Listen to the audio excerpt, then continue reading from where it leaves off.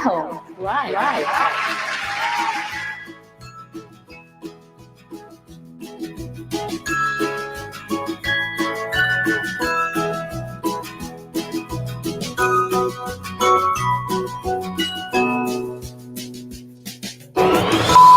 June 30th at home. Why?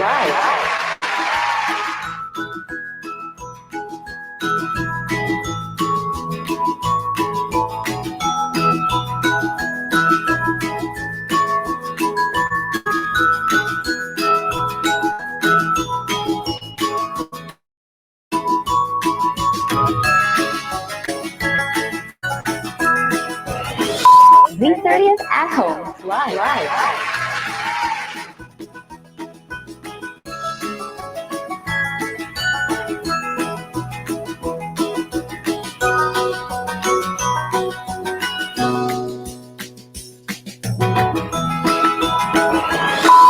June 30th at home. Why?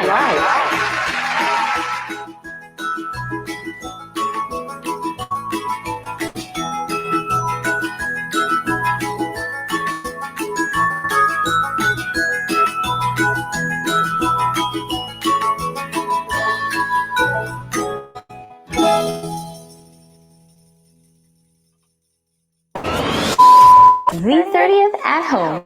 Why?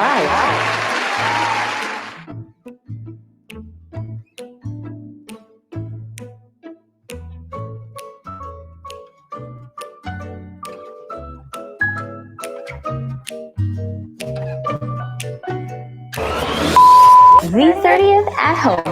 Why?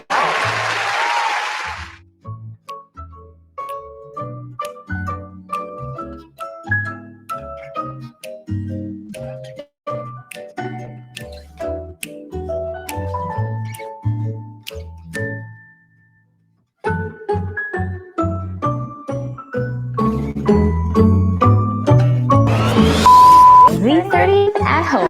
Why?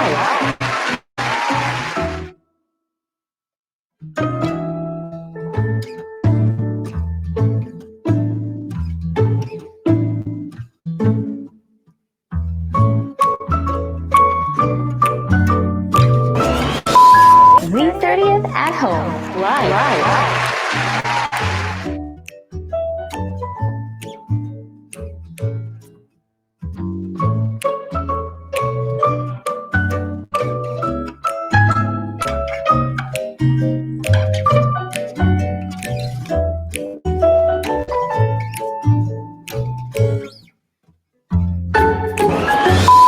June 30th at home. Why?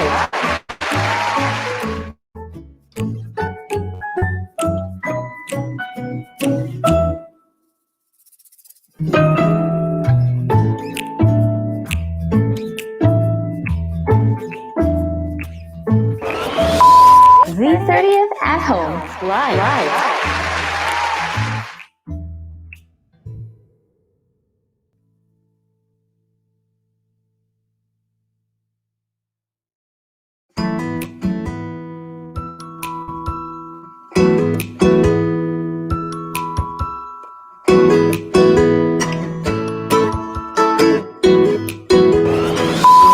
June 30th at home. Why?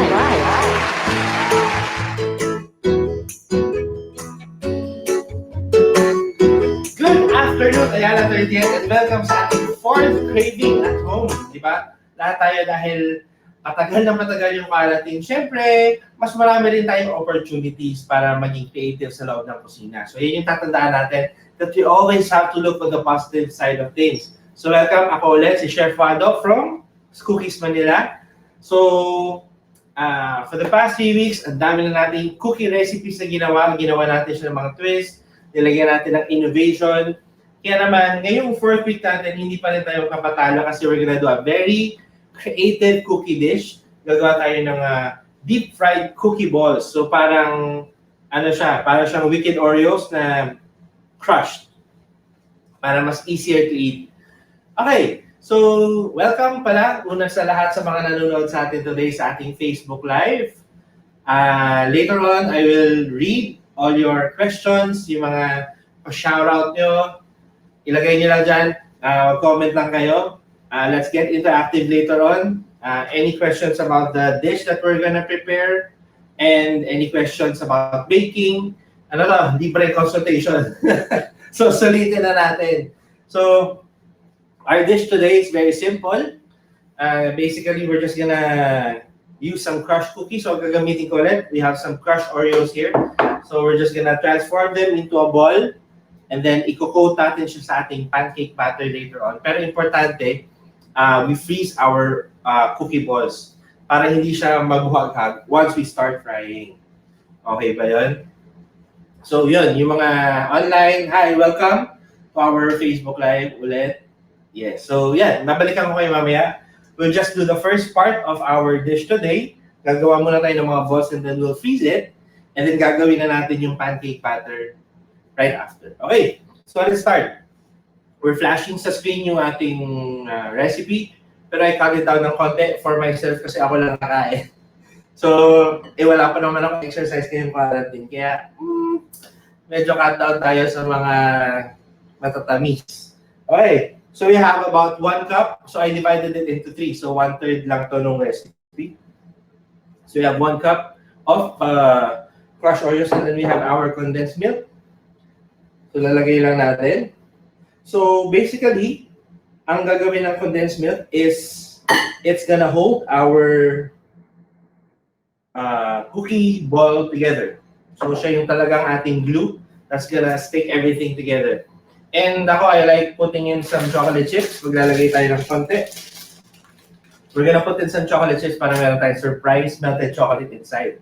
Kasi tandaan natin na habang natutunaw yung, ano yun? Habang piniprito natin yung ating cookie balls,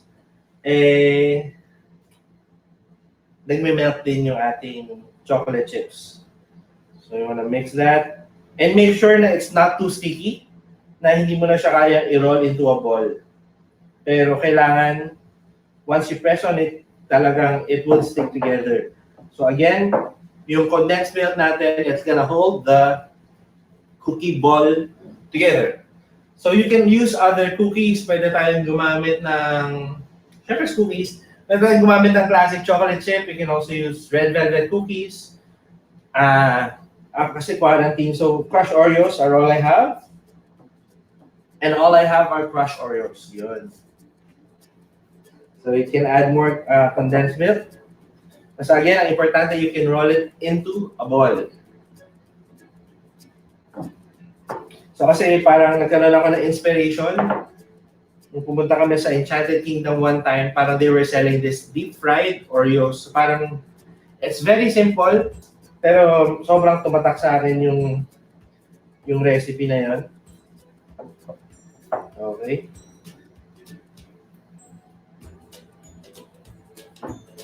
So, yun na. Medyo sticky na siya. So this is the consistency that we want. Medyo solid dough siya. Okay? But before I get my hands messy, I want to show you quickly how to make an easy pancake batter. So ito gagawin natin, pwede siyang, it's really a basic hotcake recipe. Kung wala naman kayo ng mga ingredients natin, you can use yung nakaano na, pancake mix. Pwede tayo gumamit ng pancake mix. But since we have a lot of time during quarantine, I want to do it from scratch. And if you don't want to do this recipe, actually this pancake recipe is pwede siyang pwede siyang iluto as pancakes. Okay? So here we have 1 cup of all-purpose flour, and we're gonna add in 2 tablespoons of baking powder.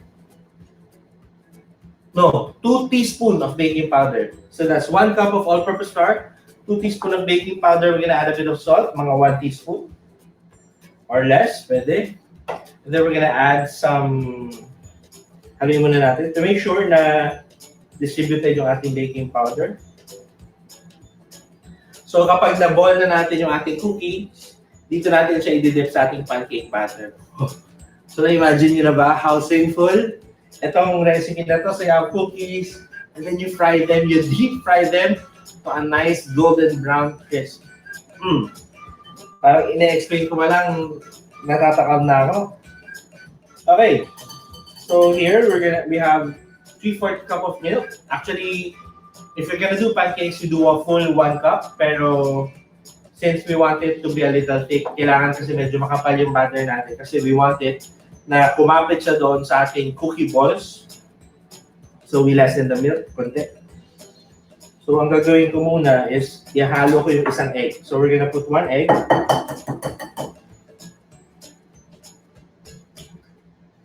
Inside our milk para magkakasama na yung ating liquid. So haluin ko lang konti.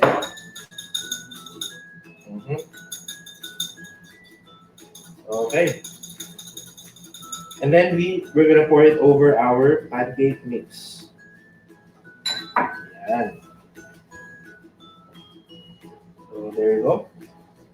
Slowly, pasok natin yung flour. So if you're gonna do a pancake, pwedeng lagyan nyo pa ito ng vanilla extract para mas masarap. Pero since yung flavor natin for this recipe is gonna come from the Oreos, hindi muna. Okay. So haluin natin siya mabuti.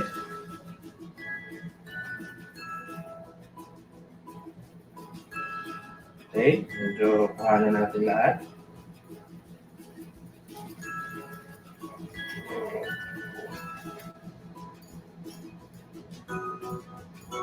Yan.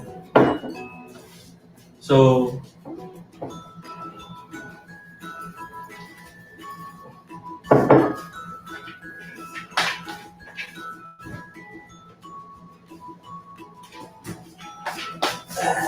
medyo dense siya. So, dapat pala hindi ko binawasan. Okay, so we're gonna add 1/4 milk na tinanggal natin. Let's see how it works. We're gonna mix it a little more. So, okay, so medyo maganda na siya. I think kakapit na siya. And finally, we're gonna add about 2 tablespoons of vegetable oil.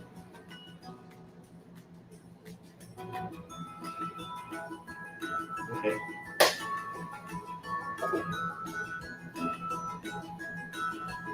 Para maging nice and crispy yung ating batter. So you just wanna mix it.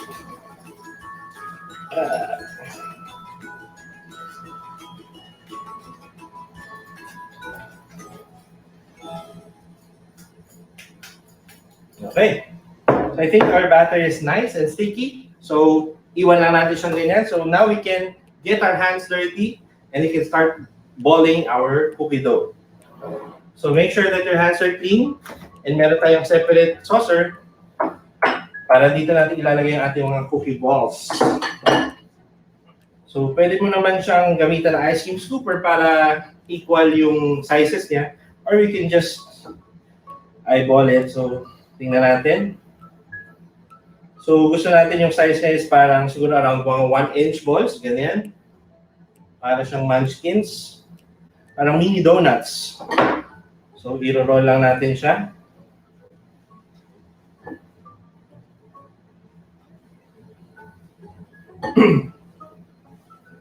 Okay, so gusto niyo gumamit ng ibang klaseng cookies, pwede. Actually, Graham, pwede rin yun eh. Di ba? Deep fried Graham balls. Wow. Okay.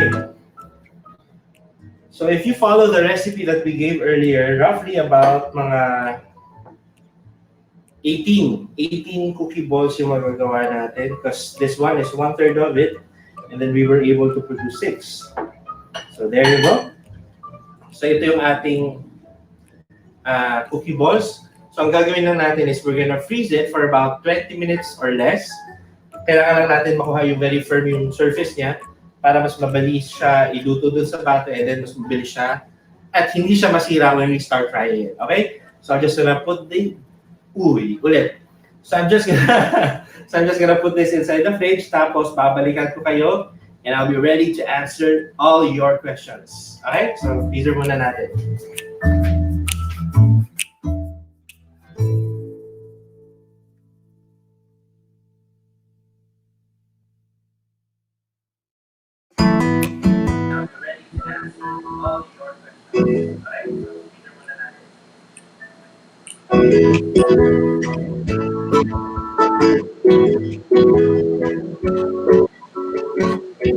Okay. Hi guys.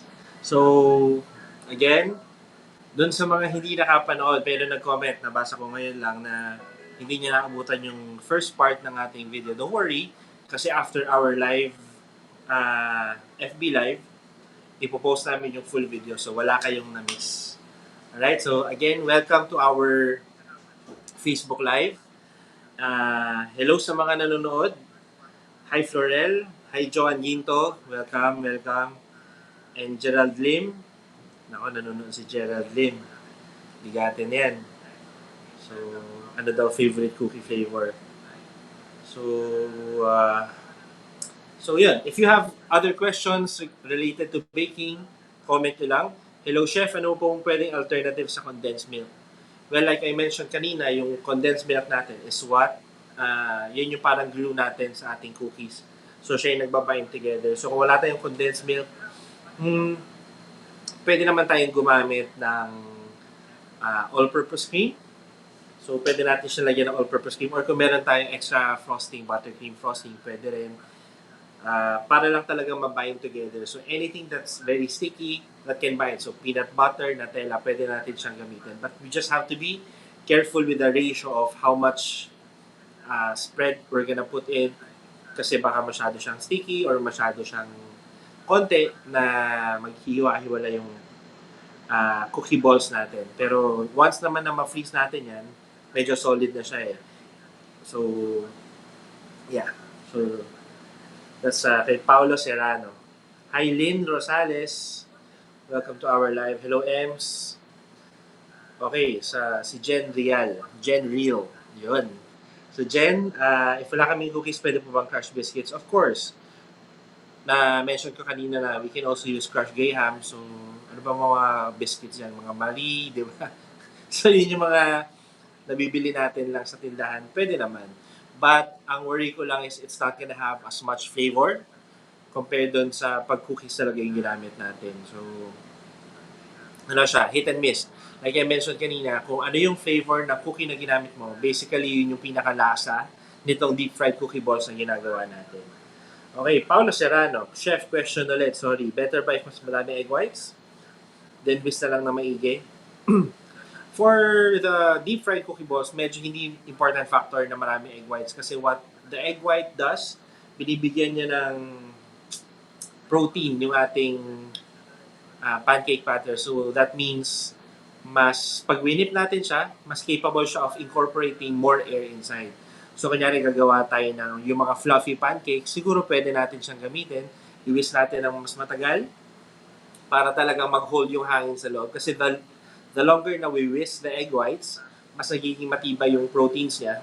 Kaya nagsususpend yung hangin sa loob. Kaya we end up with a nice fluffy pancakes. So, ganon. Same concept siya pag gumagawa tayo ng chiffon na kailangan separate yung egg yolk sa egg white. Tapos we just fold it. Parang ganon. Kung meron kayong background sa baking, maintindihan natin yun. Pero for the deep fried cookie balls, parang hindi naman masyado important na maraming egg whites. Ang important lang na dapat bantayan natin is that the batter is thick enough para to coat the entire cookie ball. Para pag pinilito natin, hindi siya babagsak agad-agad. Okay? Yan, ito si Cherry, doctor na siya yung nakamiss. But don't worry, Cherry, kasi afterwards, natin, i-play natin yan. Yung replay. So yan, si Bim Zulweta, hello, si Kids Literal, nako, boss natin yan.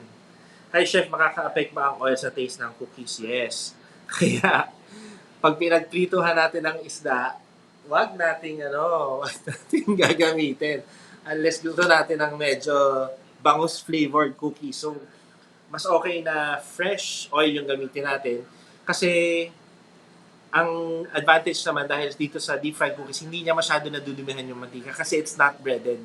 Kapag yung mga breaded pork chop, yan, yung maraming flour sa labas, yan yung medyo nagiging muddy yung ating oil after frying. Ito, hindi, malinis yung oil natin after. So we can reuse it. So, preferably, lalo na since dessert ito, at hindi naman tayo usually nagpiprito ng dessert, gamitan natin siya ng fresh oil. So, vegetable oil, canola oil, palm oil, pwede. Okay? So, I hope I answered your question, fans. Alternative to buttermilk, We can just use plain milk. Okay lang naman. Wala namang ano siya. Nagluto po ako ng no-bake cake. Pag po ba na parami ang cornstarch, ang kalalabasan ng tinapay para din siyang sa puto, di fluffy. Salamat po. Nagluto po ako ng no-bake cake. Pag po ba na parami ang cornstarch, ang kalalabasan ng tinapay, para siyang sa puto. So, no-bake cake, ano siya steamed yan, no? Actually, anything na steamed, nakagawa na rin ako niyan before. Gawa ako ng steamed chocolate cupcakes. So, medyo lasang puto siya kasi mas marami siyang water. Dahil nga remember that we're cooking na steamed siya, di ba? Or if ginamit natin yung microwave natin, medyo, I wouldn't totally agree na lasa siyang puto talaga. Kasi medyo gummy ang puto eh. And nakukuha lang natin yung ganung texture when we steam it. Pero kapag ginawa natin siya sa microwave, you let it cool down, I think you will get the same cake texture. Mas ano lang siya, pag microwave, nga, like I mentioned last time, mas shock yung pagluluto natin kaya mabilis siyang mag-expand. So mas marami hangin sa loob. Ano pong magiging difference pag gamit mo ng baking powder and baking soda? Sofia Penera. Sofia Penera. So, ang baking soda and baking powder, pareho silang pampaalsa ng cakes natin. Ang difference lang is, ang baking soda, kailangan niya ng acid para mag-react siya. So, kailangan natin lagyan ng vinegar, kailangan natin lagyan ng lemon juice, cream of tartar, anything acidic para lang mag-react yung baking soda natin. So, a bad example siguro nga yung, di ba, kapag yung baking soda, nilalagyan natin ng suka, nakikita natin, bumubula siya. So, ginagamit natin yan panglinis ng lababo. But, same concept sa baking, nagkakaroon ng mga holes yung cake natin, nagkakaroon ng air sa loob, is because nagre-react yung baking soda doon sa acid na kasama ng recipe natin. So, kunyari yung recipe mo calls for baking soda, just use baking soda kasi iba-iba yan eh. I'm pretty sure the recipes online are already tried and tested. So, huwag nating ibahin. Ang baking powder, hindi niya kailangan ng any other acid para mag-react. So, pag gumamit tayo ng baking powder, normally mas flatter yung cakes natin. Hindi siya ganun ka-aerated, pero umaalsa pa rin siya. Yun. So, minsan may mga recipes na kailangan both baking powder and baking soda. So, depende. So, we don't want to, hindi sila direct substitute sa isa't isa. Okay?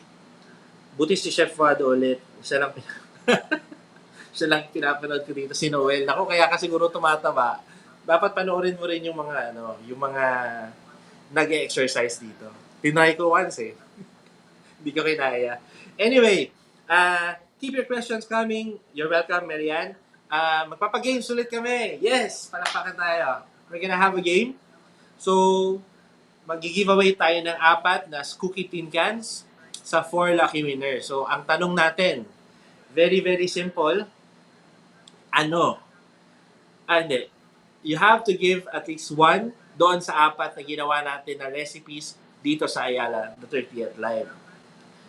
So, meron tayong ginawang 4. Kasi pang-4 na linggo na natin. So, every week meron tayong bagong recipe na ginagawa. You just have to give 1 of the 4 recipes at ikaw na mag-uwi ng Scookie tin can. So, pwede mo siya i-claim anytime after the quarantine. Yes. So, malapit na. May announcement na ng end ng ating quarantine. So, I hope malapit nyo na ma-claim lahat ng mga So, comment lang kayo dito below kung naaalala niyo yung 4 na recipe. So, syempre, given na yung ngayon eh. Alam niyo na yung ginagawa natin ngayon. Pero for the last 3 weeks, wala na natin. Mary, Lynn Rosales, wow, galing mo po mag-liwanag. Teacher po ako. Hindi. Very passionate lang ako siguro sa ginagawa ko sa pag-bake. Kaya I'm very excited to share what I know. Okay, si Abigail Ramos. Hi, Chef. Pa-help naman on how to bake cookies using frying pan if walang oven. Nilagay ko po sa pan yung dough ko pero nasunog ka agad. Yee! Nako, ako rin. Nag-check ako sa YouTube ng mga videos. Nakikita ko nga na maraming gumagawa niya na nagbe-bake sila using pan. Kasi syempre, hindi naman tayo lahat may oven. Ang concept kasi, when you bake sa oven, talaga may heating ka sa ibabaw at sa ilalim. So, sabay siyang naluluto. Ang difference kasi with the pan, yung source mo ng init, nasa ilalim lang. So ako, I haven't tried, pero based on stock knowledge, stock knowledge, based on what I know, feeling ko yung pagkakaintindi ko ng concept, you have to keep your fire very, very low. Kasi imagine yung oven natin, ah, yung oven natin, we cook for yung baking natin mga 12 minutes yan, di ba? So, syempre, pag gumamit tayo ng kawali, ng pan, mas ano yan, mas intense yung init. So, keep it at a very low temperature, tapos takpan natin. And when you cover it, make sure din na may labasan ng steam para hindi nagsisirculate yung water kasi ang gusto rin natin, mag-dry up yung cookie natin kahit papano na nangyayari sa loob ng oven. Kasi, syempre yung oven, may singawan yan, you have an exhaust. Pero pag nandun ka sa pan, maraming restrictions. So, mas okay na yung may takip tayo na may butas, tatakpan natin siya para sumisingaw yung steam natin. Kasi anong mangyayari, kapag umiikot na yung steam, mababasa yung cookies natin and we don't want soggy cookies. So, try it at the lowest temperature possible and orasan mo siya ng 10 to 12 minutes and then takpan natin. And also remember na use a Teflon pan kasi I can just imagine na pag nag-bake tayo sa stainless na pan, masyadong madikit and you don't want sugar burning on your stainless pan kasi mahirap siyang tanggalin. Okay? So, I hope I answered that. I will try that for you. And yun, you follow us on Instagram, then we can actually exchange experience doon sa pagbe-bake sa pan. Okay. Yan, may first winner na tayo si Raj Bay. Max. Grabe. Dalgona Banoffee Float. Actually, yan yung first recipe natin. So, congratulations, Raj. Ikaw ang nanalo. Pero, sige. Mamaya na natin i-announce. We'll just finish everything kasi baka magkaroon tayo ulit ng labanan kung sino yung totoong nanalo. So, balik tayo. Ano pa ba yung mga questions natin? So, yun. I hope nasagot ko yung question mo, Abigail. Ay, yung concern mo. Nawala yung ko. Okay. So, we're gonna announce the winners again. Doon sa mga kakapanood pa lang, welcome. And we're asking kung ano yung 4 na recipes na ginawa na namin dito sa live Facebook Live, Ayala the 30th. Today is our 4th week, so meron na tayong 4 na ginawa. So, kung makikita natin, meron ng mga nag-comment ng mga sagot. So, I think tama naman. Makikita natin siya kung ano. Okay. Announce natin later. So, do we have more questions? Hindi ko na makita kung paano yung mga nagko-comments. Ayan, sorry. Yun na, may sumasagot na. Actually, marami na tayong questions. Parang nabigay na lahat. Okay, very good, very good. Sige. If you have more questions, keep them coming. Na-excite akong sagutin yung mga tanong ninyo. Pero I think we have enough time. Medyo napalamig na natin yung ating cookie balls. I think it's time to fry them. So, ipiprito natin siya. Kaya, stay tuned. Magprito na tayo. Let's start cooking.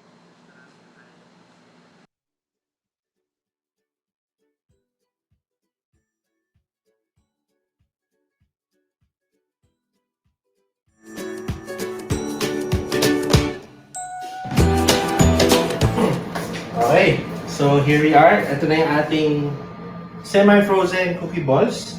So, ang gagawin natin is we're gonna deep fry it. So, initin lang natin tong oil. So, we have our oil here sa ating pan. And make sure na syempre, pag nagpiprito tayo sa kusina, meron tayong naka-standby na dish with kitchen towel para to absorb the excess oil from the fried dish.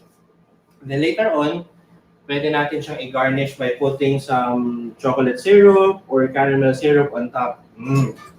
So, imagine ko pala, parang sobrang sinful niya talaga.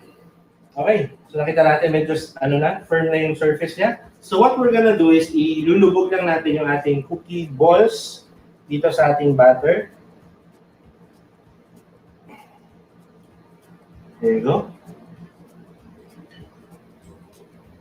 And then you want to shake off the excess batter. Yan. And then to maintain the shape, pag nilagay natin, kasi hindi masyado malalalim yung oil natin, dapat talagang lubog na lubog siya. Pero nasasayangan ako sa oil. So what we're gonna do is we're just gonna roll it agad pag nilagay natin. So roll it para hindi mag-settle yung, or lagyan natin ng oil ng ibabaw para maluto siya agad. So it will hold the shape a bit. Yan. Okay. I think we're getting there. So tuloy na natin. Okay.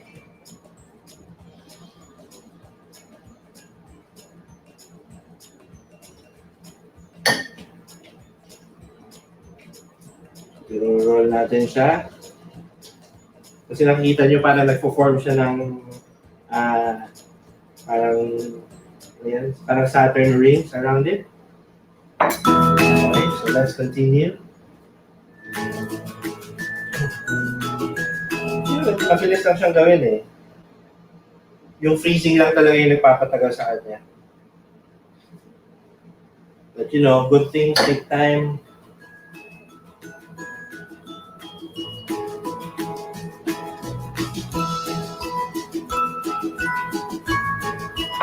Okay.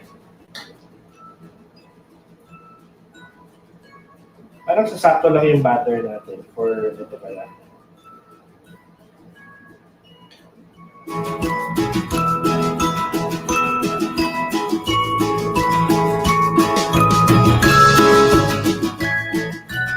Oh, may itlog pala yan.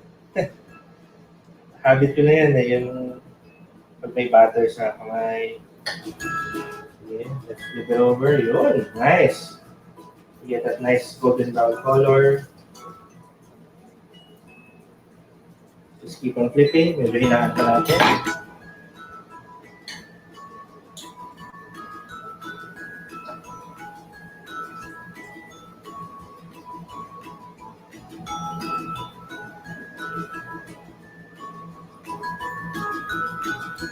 Okay, our last bowl.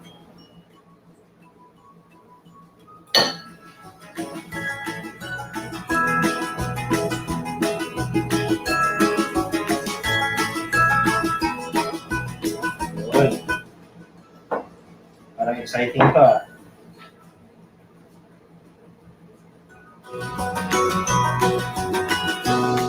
Para siyang Japanese pancakes pala. Well, it's taking the shape of parang Japanese pancakes. So there you go. Here's one. Sobrang bango ng pancake batter. Ito medyo nag-pop out siya, which is fine. Ano siya? Lagyan sa likod. Let's flip everything. Make sure na golden brown. Okay, here's the third one. Ito parang nice and perfect. Grabe. Okay, so prito lang natin siya. Ang cute. Pwede nice siyang i-serve sa restaurant.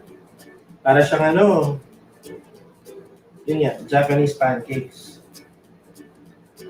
Okay. I think it's enough. Okay, so lang natin siya, i-rest natin siya dito sa towels. Okay. Done. Okay? Ang galing. Ito na ang ating finished product. So, i-plate lang natin siya. Tapos, syempre, my favorite part, titikman natin siya. And I think, this would go well with milk. Kasi, milk and cookies, tapos pancakes. Sobrang sarap. So, dito natin siya ilagay sa ating plating dish. So, yung pinakapangit sa likod. Dito natin siya itago. So we're just gonna put everything together. Yan, gawa tayo ng parang mound.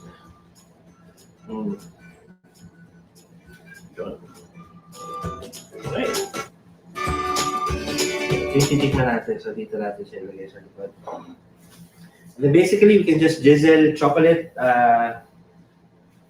syrup, caramel syrup on top. Ganyan. Wow. And some caramel para ano. What? Look at that. Grabe.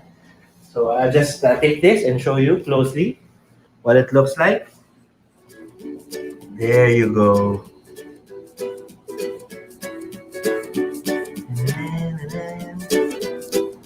Okay, di ba? Sobrang ano siya. Sobrang appealing. Okay. So, there you have it. Our finished product, our deep fried donuts. Di ba ito? our deep fried cookie balls. Deep fried donuts. Mukha siyang donuts. To be fair. To be fair, mukha siyang donuts. So ngayon,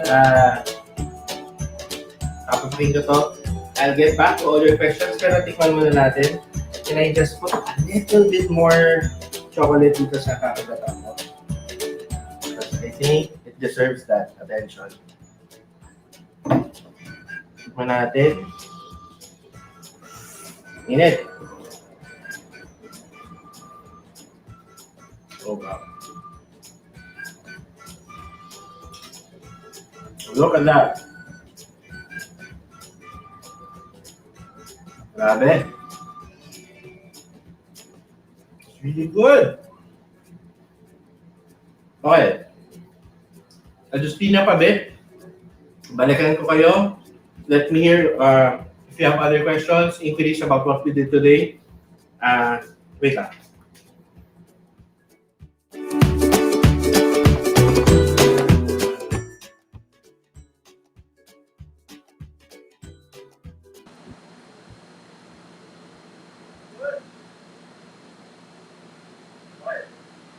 Okay. So, yun, di ba? Nakita natin how easy it is to fry the cookie balls. Tsaka talagang intact yung cookie balls natin. No? So, balikan natin yung ilang mga questions dito sa Facebook. So, sabi ni Henry James Aquino, kanta ka naman, chef. Siguro sa ano, sa ibang live, gawin natin yan. Huwag dito na luluto lang tayo. And I think meron na tayong 4 na winners. So, we're gonna announce it later on. Joanne Ginto, can you also use air fryer for this? Meron ako experience with air fryer kasi kakabili lang namin. And hindi ako sure if it's gonna work sa air fryer kasi the batter around the cookie balls, parang bumabagsak siya bumabagsak siya kapag matagal na walang contact with hot oil. So kasi kaya ko nga siya sinasplash siya ng oil kanina para talagang maluto agad yung surface niya and then slowly papasok sa loob. Pancakes, you can definitely do in the air fryer. Ilalagay mo lang siya sa isang oven pan. Pwede yun. Pero I think for the cookie balls, hindi. Unless meron tayong parang, as in cookie na inarap. Wala, it's complicated. So don't do it in the air fryer. Tsaka sayang, you need the extra oil from the frying pan dito sa recipe. Kaya nga siya sinful eh. So, huwag natin gawing pa-healthy itong ang cookie balls natin. Okay ba, Joanne? Okay. Victoria De Rosario, will refrigerating the batter a bit before using make a difference? For sure. Kasi we wanted to, I think mas magti-thicken siya sa loob ng ref. Kasi yung oil na nilagay natin is gonna solidify.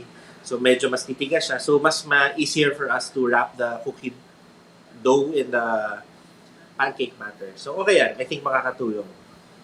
Mix Serrano, ano pong best type pan to use in deep frying? Well, for this particular recipe, mas okay yung flat base na pan kasi since balls yung pinipito natin, we don't want it rolling lahat sila may ipon sa gitna kapag yung medyo pa bowl type yung pan natin.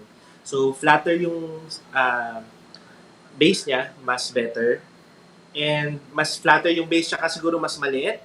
Kasi pag mas makitid yung ilalim ng ating pan, mas konting oil lang yung kailangan natin, di ba? So lulubog agad yung fried cookie balls natin kasi konti lang yung oil. So malalim siya kasi makitid yung ilalim. Yan. Pero ako naman, I like yung pan na ginamit namin. Okay naman. Chef, mamaya pas tayo magsusoju. Donuts? Wow, may soju pa. Anong perfect temperature sa pagluluto ng fried Oreos? Nako, ang hirap nito Siguro kapag Ang Oreos naman, hindi siya kailangan sobrang init na mantika. Itong deep fried Oreos natin, it doesn't have to be super, super hot. Kapag sa induction cooker, medium heat lang tayo lagi. So we just want to, pag ipipreheat natin yung oil, we want to set the fire sa maximum hanggang sa mainit na siya. And then we always bring it down to medium heat. So lagi medium lang tayo kasi we want it to be nice and golden brown. Pero ayaw natin na hilaw yung butter natin sa labas. So we want to cook it slowly pero gently din. So we don't need an intense heat para sa pagpipirito nito. Hindi kailangan. So, okay. So if you have other questions, keep them coming. We want to announce the winners today. So ang mga winners natin, we have 4. Remember, ang question natin doon sa is ano yung 4 na recipes na ginawa natin for the past 4 weeks dito sa Ayala, the 30th Live at Home. So mga nanalo natin, congratulations kina Lynn Rosales, Noel Vincent Miguel, Hoy Noel Bernice Lee, and Joanne Ginto. So, congratulations sa ating mga winners. And you can claim your tin can ng Scookies pag na-lift na yung ECQ natin. Okay? So, punta lang kayo sa Ayala the 30th. We're located at the level 1 doon sa Ayala the 30th. Okay? So, magkita-kita tayo doon. So, yun. Ito, kinakain ko na yung deep fried Oreo. Lower ground floor kami. Sabi kasi ni Bing. So, magkaiba yun, lower ground floor tayo sa Ayala the 30th. So, iba siya sa first floor. Okay? So, congratulations dun sa mga nanalo. And we hope we get to meet you kapag kinlaim niyo yung prize niyo. Magpakilala kayo. Hanapin niyo ako. Kung wala ako doon, hindi ako naka-duty sa Scookies. Okay? So, balikan natin. Baka may na-miss tayong mga questions. Doon sa mga hindi nanalo, don't worry. Very affordable ang Scookies. You can visit us at Ayala 30th anytime. Meron kami mga small tubs, big tubs, and we're coming up with new and exciting flavors. Kaya I'm very excited to share them all with you. Pero hindi pa namin pwedeng ilabas. So, that's why you have to follow us on social media. So, follow Scookies Manila. We are on Facebook. Hanapin nyo lang ang Scookies. Yan. Hanapin nyo lang ang Scookies Manila. And follow us on Instagram as well. I love Ayala the 30th. I-follow nyo rin ang @Scookies Manila. And of course, follow me at Wado Siman sa Instagram para we can keep in touch. If you have other questions, yun, pwede nating sagutin kahit matapos na tong live natin. Sayang, ang daming nag-entry pa. Tapos si Joan Ginto talaga may pahabol pa na, to be exact, Dalgona Banoffee Float. Grabe. Okay. So again, sa mga hindi nanalo, next time. Alright. So, ano pa? Yan. So, we're flashing sa screen yung ating Instagram handle. So, please follow us. So, yeah. Okay. So, I think that's it. Uubusin ko na tong aking deep fried Oreos. Tingnan nyo how gorgeous it is. Nakita mo yung laman. Tsaka nice and golden brown. So, perfect siya for an afternoon merienda. Tsaka madali siyang gawin. So, if you have kids, sila yung pagawin nyo ng ball. It's kind of messy, pero it's a lot of fun. And I think that is what's important dito sa mga ECQ natin. While we're quarantined at home, we want to make sure na we make the most out of the time we have with the family. Kasi, pag bumalik yung, pag nalif yung quarantine, hindi na natin magagawa ito kasi papasok na tayo sa school and we have to go to work. So, the time we have with the family, let's cherish it and make it, very creative and yummy. Alright? So, maraming salamat again sa lahat ng nanood at sumubaybay sa amin for the past 4 weeks. We're very grateful again. Magkita-kita ulit tayo sa social media. And ako po ulit si Chef Wado Siman. Thank you for watching and see you around.